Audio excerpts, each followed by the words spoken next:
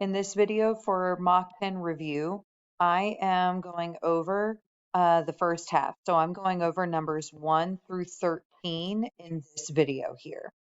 So in this first question, given this situation, that is represented by this exponential equation here.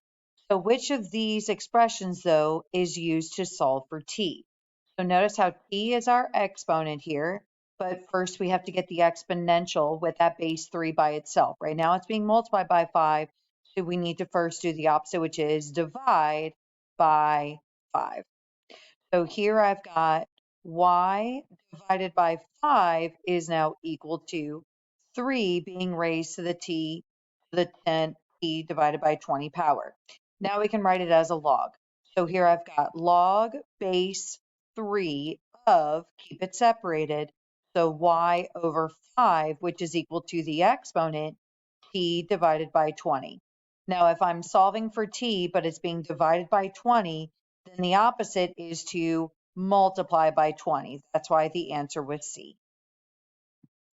Then question number 2, which of these expressions is equivalent? Well, notice how we're solving for B.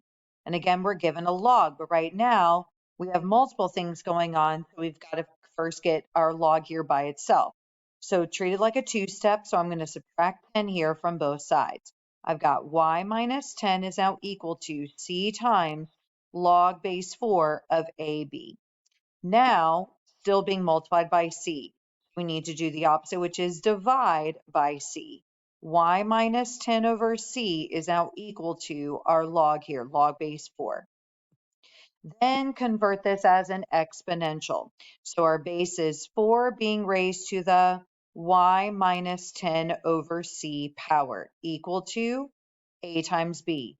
But if you're solving for b and it's being multiplied by a, then divide both sides by a.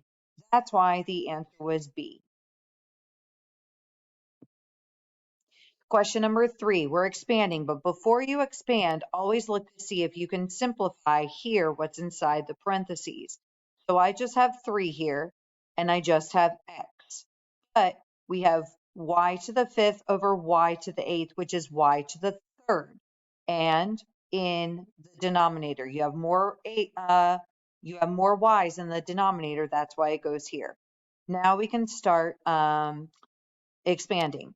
So here I've got log base 4 of 3, separate the 3 and x. Now here, then I've got log base 3 of x, and then log, oh, sorry, not log base 4, sorry about that, or log base 3, log base 4 of y to the 3rd. Then, because 3 is in the numerator, it's positive, x is also in the numerator, so we need to add, but y to the 3rd is being divided, so I need to subtract. Now, before I write my final answer, remember, exponent needs to be brought down as a coefficient.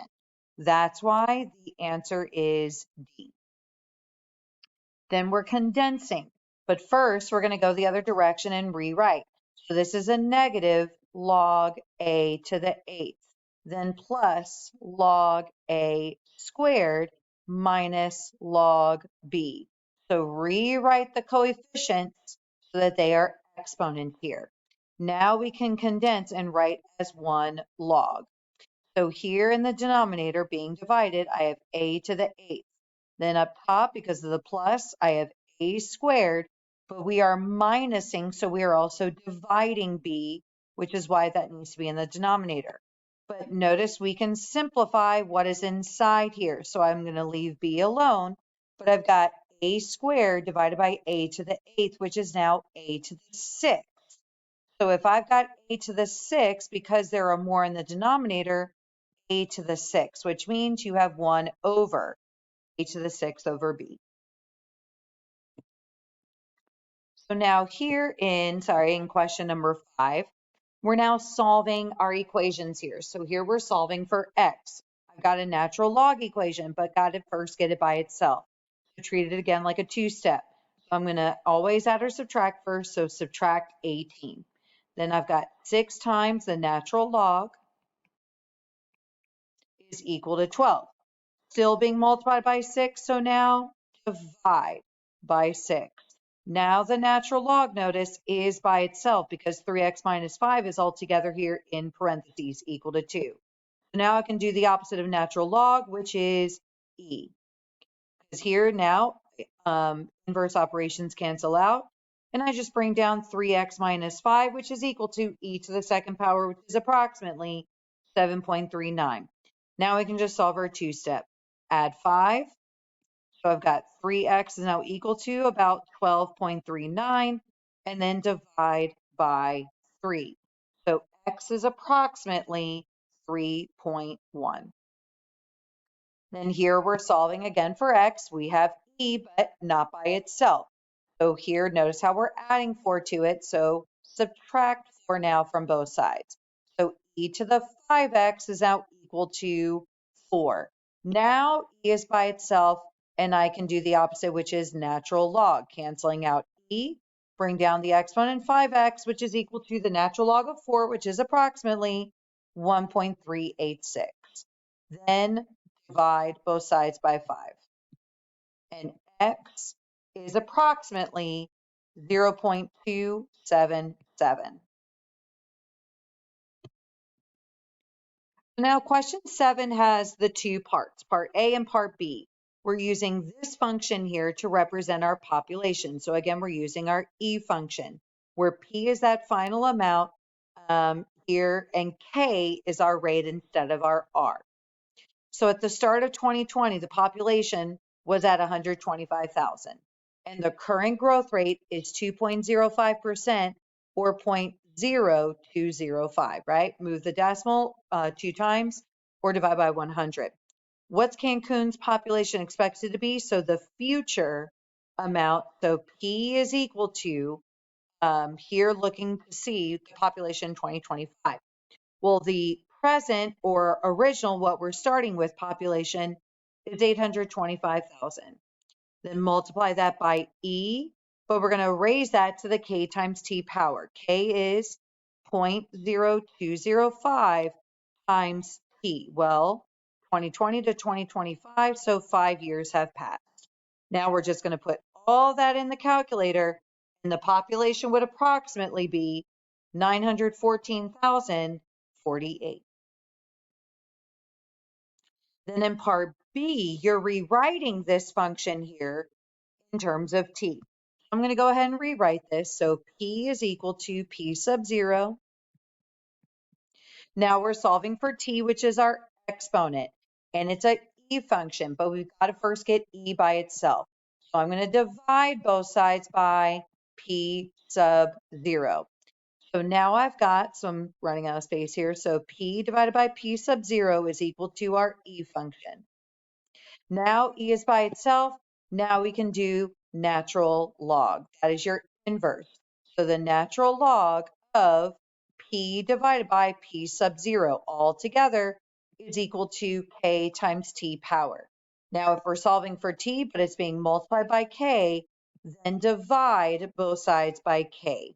That's why here the answer was A. Then question number 8. We're looking for the inverse function. So we need to switch. Remember, this is y. So we need to first switch x and y. So x is equal to log of 2y minus 15. So now I'm going to go through and solve, but the log right now is not by itself. So I'm going to add 15. X plus 15 is equal to log of 2y. Now the log is by itself, and I can write it as an exponential. The base is not 2, the base is 10. So 10 being raised to the x plus 15, which is equal to 2y. Now we're still solving for y, but being multiplied by 2, so then divide by 2. That's why the answer was D. In question number 9, same thing. We're looking for the inverse, so switching the x and y. And now we're getting the inverse of an exponential, but before we do that, got to get it by itself.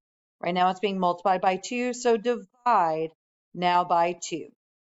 X divided by 2 is equal to 8 being raised to our exponent. Now we can write this as a log. So this is log base 8 of x divided by 2 equal to your exponent, y minus 3. Then again, we're solving for y, but I'm subtracting 3. So that's why we need to add 3 last. That's why the answer, the inverse, is D. Then question number 10. Here, solving an equation. But notice how we have my base and then just 64. So you have options here on how you can solve. Now, this is just one base being raised to an exponent. So I'm going to go ahead and convert this to a log since my exponent's by itself.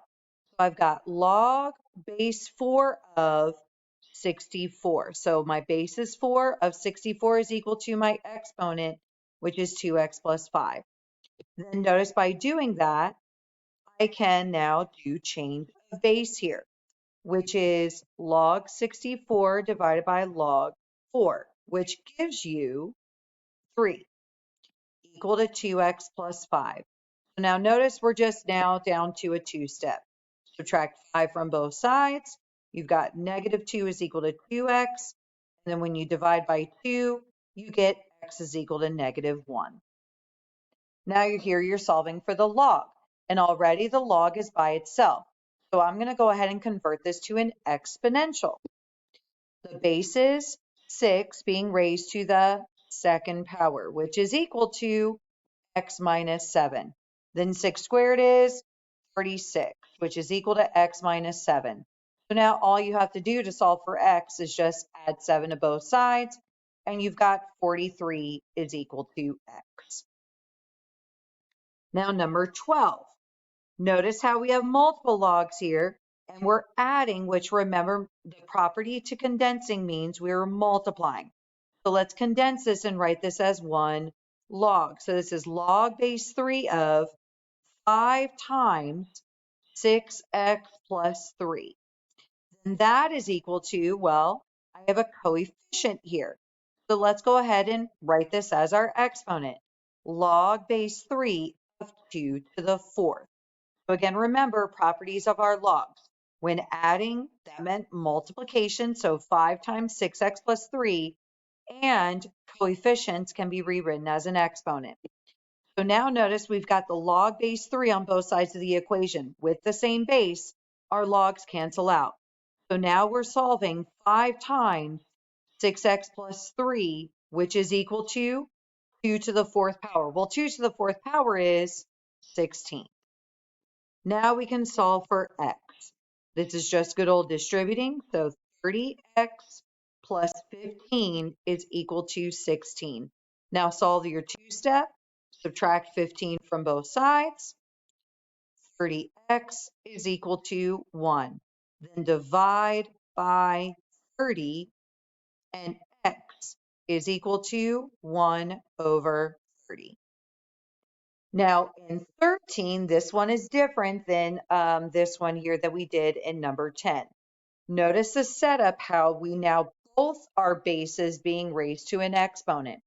So I'm going to go ahead and convert both of my bases to be the same. So we can use that property where when the bases are the same to cancel out. So 216 and 36. I can rewrite both of these bases as a base 6. Because 6 to the 3rd power is 216 and 6 to the 2nd power is 36. But then don't forget to bring down your exponent you had. So x minus 5 is equal to, and then again, bring down 3x plus 1. And now notice bases are the same. So now the bases cancel out and bring down the exponent. So 3 times x minus 5, which is equal to 2 times 3x plus 1, and distribute. So here I've got 3x minus 15, which is equal to 6x plus 2. Now we can go through and just solve for x. I'm going to go ahead and gather my variables. So subtracting 3x from both sides. You could have, of course, also subtract 6x. You'll still get the same answer. Negative 15 is now equal to 3x minus 2. And so now here, oh, sorry about that. I'm going to go ahead now and add 2 here to both sides. And now I've got negative 13 is equal to 3x. Then last here, divide both sides by 3. And you do get the fraction x is equal to negative 13 over 3. And then, sorry guys, I just realized I made a little mistake here at the end. I had 6x plus 2, but then it became a minus 2, so my fault. So that's just going to change that fraction answer here, so I'll go back and fix that for you. Sorry about that. And so here, you now have 3x plus 2 from here, and then subtract 2 from both sides, and you've got negative 17 divided by 3.